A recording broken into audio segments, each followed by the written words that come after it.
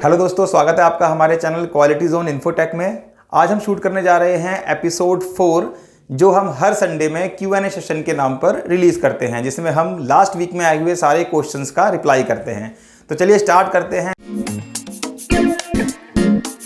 तो पहला जो क्वेश्चन आया है हमारे पास, वो क्वेश्चन है कि I have purchase 20,000 subscriber but when I uploaded A video I have got only 10 views. तो विजिटर का ये एक क्वेश्चन है कि उन्होंने अपने YouTube चैनल पर 20,000 सब्सक्राइबर कहीं से परचेज किए और उसके बाद जब उन्होंने अपना एक नेक्स्ट वीडियो अपलोड किया तो उस वीडियो पे केवल 10 व्यूज आए। तो उनका क्वेश्चन ये है कि ये 10 ही व्यू क्यों आए जबकि मैंने 20,000 सब्सक्राइबर परचेज किए हैं। तो फ्रेंड्स, मैं थोड़ा सा इसको एक्सप्लेन करना चाहूंगा। बेसिकली इसके पीछे काफी सारे पॉइंट्स हैं। जैसे नंबर 1 कि वो जो 20,000 सब्सक्राइबर हैं, क्या वो आपके रियल सब्सक्राइबर हैं? क्योंकि जब हम यूट्यूब पे सब्सक्राइबर की बात करते हैं तो ऐसे बहुत सारे प्लेटफॉर्म हैं जिन्हें हम रोबोटिक या स्पैमिंग बोलते हैं, जहां पर आपको एक्स अमाउंट पे करके, बहुत ही स्मॉल अमाउंट पे करके आपको n नंबर ऑफ सब्सक्राइबर मिल जाते हैं। लेकिन रियलिटी ये है कि वो n नंबर ऑफ सब्सक्राइबर केवल आपके चैनल पर नंबर्स दिखते हैं, रियल में वो सब्सक्राइबर हैं ही नहीं। मतलब सच में वो 20,000 लोग हैं ही नहीं, केवल वहां पर 20,000 नंबर दिखाई दे रहा है। तो अगर वो 20,000 लोग हैं नहीं तो मेरे ख्याल से 20,000 से अच्छा था कि आपके चैनल पर केवल 2,000 सब्सक्राइबर होते, बट वो रियल होते, वो एक रियल एंटिटी होते, ह्यूमन बीइंग होते। क्योंकि अगर इस तरीके से 2,000 सब्सक्राइबर भी आपके चैनल पर होते और आप वीडियो अपलोड करते तो उन 2,000 सब्सक्राइबर्स के पास आपके नए वीडियो का नोटिफिकेशन जाता, उन विजिटर्स को आपका वीडियो ब्राउज फीचर में दिखाई देता, उन विजिटर्स को आपका वीडियो YouTube रिकमेंडेशन में दिखाई देता। तो ये फर्क होता है रोबोटिक एक्टिविटी में और रियल एक्टिविटी में।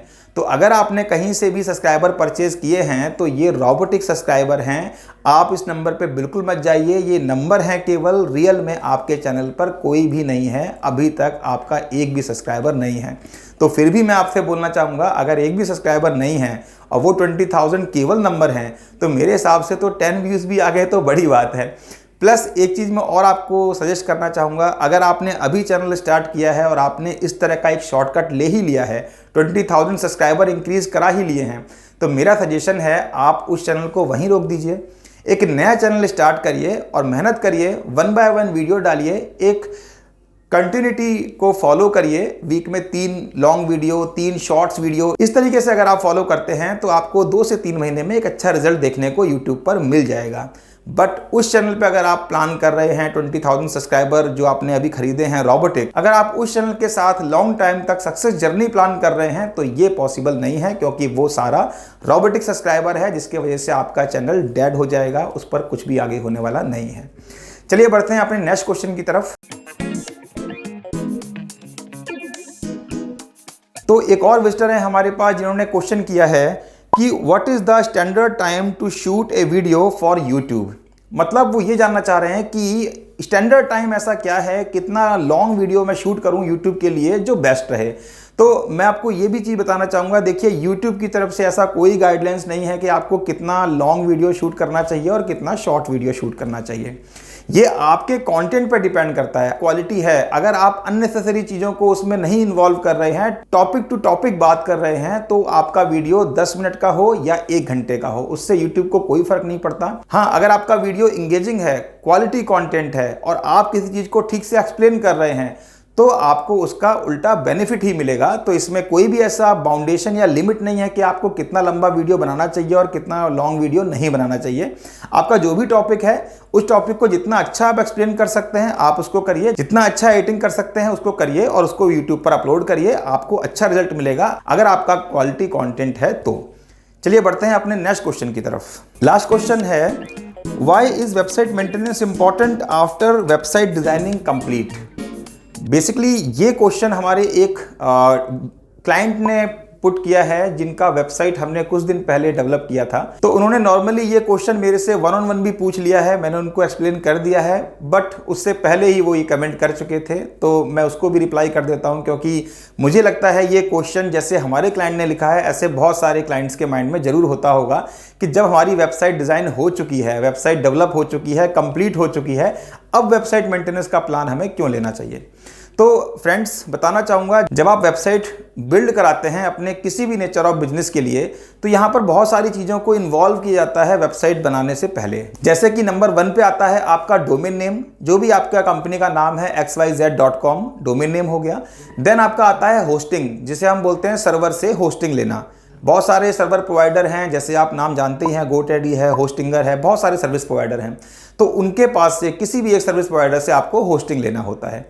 देन थर्ड आता है आपका सॉफ्टवेयर या आपका CMS मतलब होता है कंटेंट मैनेजमेंट सिस्टम, जिसमें वर्डप्रेस है, जुमला है, ऐसे बहुत सारे प्लेटफॉर्म हैं। तो ये डिपेंड करता है आपकी वेबसाइट किस CMS पे बनी हुई है।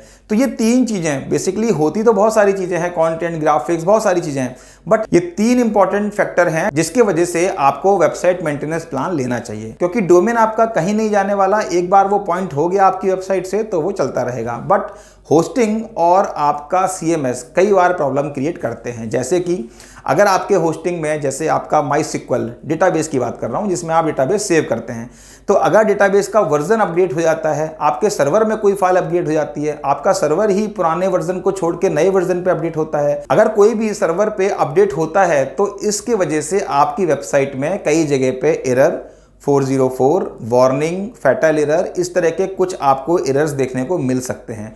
तो इस तरह की चीज़ों को कवर अप करने के लिए आपको वेबसाइट मेंटेनेंस प्लान लेना चाहिए। Then third point is CMS। जब आप वेबसाइट CMS पे बनवाते हैं, सपोज वर्डप्रेस ही ले लेते हैं, तो वर्डप्रेस पर जब भी वेबसाइट बनता है तो वर्डप्रेस का अपना एक CMS है, अपना एक वर्डप्रेस का वर्जन है। उसके साथ साथ वर्डप्रेस को सपोर्ट करने के लिए बहुत सारे प्लगइन्स भी यूज़ होते हैं। अब ये जो प्लगइन्स हैं, ये प्लगइन और वर्डप्रेस का वर्जन आपस में मिसमैच नहीं होना चाहिए। अगर मिसमैच होगा तो भी एरर आएगा। कोई प्लगइन आपका आउटडेटेड हो गया तो भी एरर आएगा। कोई प्लगइन आपका ठीक से काम नहीं करता है, अपग्रेड हो गया तो भी प्रॉब्लम आएगा।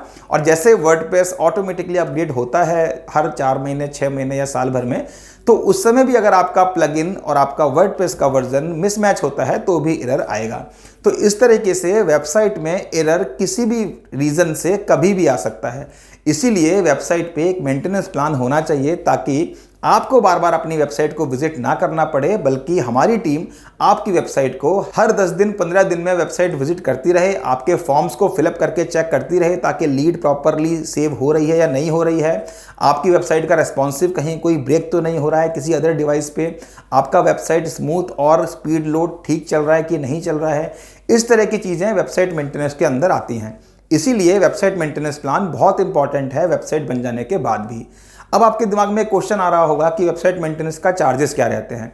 बेसिकली ये बहुत ही अफोर्डेबल चार्जेस होते हैं, क्योंकि इसमें ज़्यादातर चीज़ें जो होती हैं वो टेस्टिंग के पर्पज़ से होती हैं। अगर टेस्टिंग में कोई इशू आ गया तब उसको हमें सॉल्व करना होता है। तो इसके बहुत ही अफोर्डेबल प्राइस होते हैं। अगर आप भी अपनी वेबसाइट के लिए मेंटेनेंस प्लान देख रहे हैं तो स्क्रीन पे दिए हुए नंबर पे कॉल कर सकते हैं 8802868616। हमारे एक्सपर्ट आपसे बात करेंगे और आपकी वेबसाइट का फ्री एनालिसिस रिपोर्ट भी आपको देंगे, ताकि आपको बता पाएं कि आपकी वेबसाइट में क्या क्या प्रॉब्लम्स हैं जिन्हें सॉल्व करने के लिए आपको वेबसाइट मेंटेनेंस प्लान लेना चाहिए। तो फ्रेंड्स, ये था आज का हमारा Q&A सेशन, जिसमें मैंने सारे क्वेश्चंस के आंसर कर दिए हैं। अगर आपके भी माइंड में किसी तरीके का कोई भी क्वेश्चन है हमारी सर्विसेज से रिलेटेड, तो आप इस वीडियो के कमेंट सेक्शन में कमेंट कर सकते हैं। हमारी जो सर्विसेज हैं वो हैं YouTube channel marketing, Facebook page promotion, website design and development, e-commerce development, content writing, hosting service, और भी बहुत सारी सर्विस हैं जो वेबसाइट पे आपको लिस्ट देखने को मिल जाएगी। ऐसी किसी भी सर्विस से रिलेटेड आपके माइंड में कोई भी कमेंट है, कोई भी प्लान आप कर रहे हैं, तो सीधे आप हमारे नंबर पे कॉल कर सकते हैं और एक्सपर्ट से बात कर सकते हैं। Thanks for watching this video. Have a nice day.